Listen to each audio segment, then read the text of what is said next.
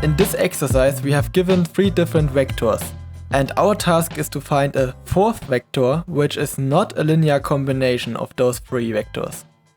This already implies that those 3 vectors have to be linear dependent, because if they were linear independent, they would definitely span the whole 3-dimensional space. And then we couldn't find another 3-dimensional vector which is not already included in some linear combination of those 3 vectors. In this task I would start by writing down our 3 vectors as a matrix and then transform it into row echelon form with the help of the Gaussian elimination. So let's do this. We need to get all zeros under this diagonal.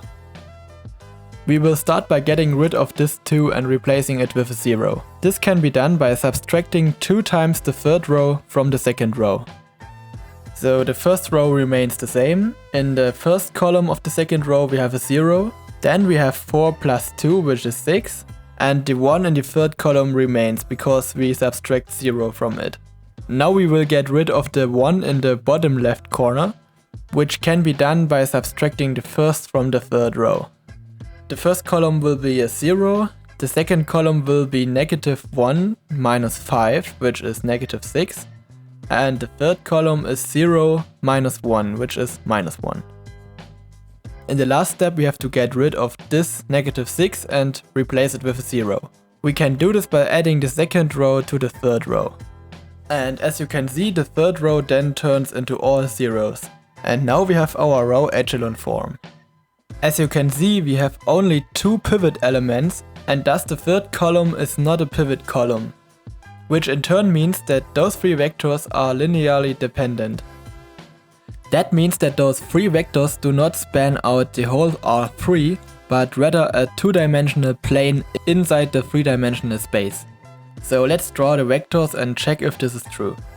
I will draw the first vector in green, which is 1 unit on the x-axis, 2 units on the y-axis, and 1 unit on the z-axis, which is this vector. In red I will draw the second vector, which is 5 units on the x-axis, 4 units on the y-axis, and -1 on the z-axis. So we have this vector. And I will draw the third vector in purple, which is 1 unit on the x-axis and 1 unit on the y-axis. As you can see, those 3 vectors span a plane that looks something like this. That means that the goal of this exercise is to find a vector that doesn't point to any point on this plane. And the safest way to find such a vector is to choose the vector that is orthogonal to this plane, which means that it would look like this vector here, because it's orthogonal to the plane.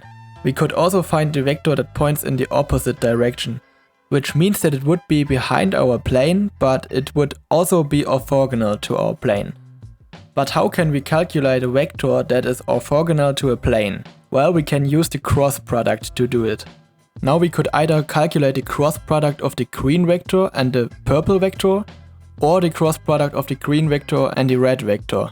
This is because the red vector is a linear combination of the purple vector. And I will choose the purple vector just because it's a lot simpler than the red one. So then we have our green vector, which is 1, 2, 1, cross the purple vector, which is 1, 1, 0. And the result of this cross product will be our blue vector, which is orthogonal to the plane. To calculate the cross product, we will start by crossing out the first line and calculating 2 times 0 and subtract from it 1 times 1. Then we will cross out the second row and calculate 1 times 0 and subtract from it 1 times 1. And the last step is to cross out the third row and we will calculate 1 times 1 and subtract from it 1 times 2. The result of the cross product is then -1. Usually the second row would be -1, but because of the definition of the cross product, the second row is the negation of this result. So the negation of -1 is +1. And the third row is again -1. Therefore our blue vector is -1, 1 and -1.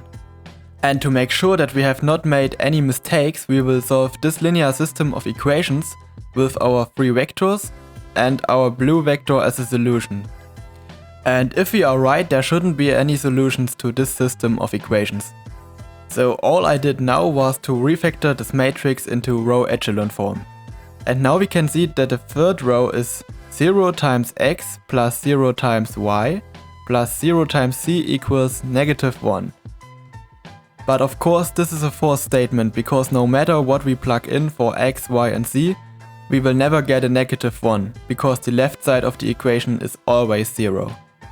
And because this system of equations has no solution, we can be sure that our blue vector is not a linear combination of our three vectors.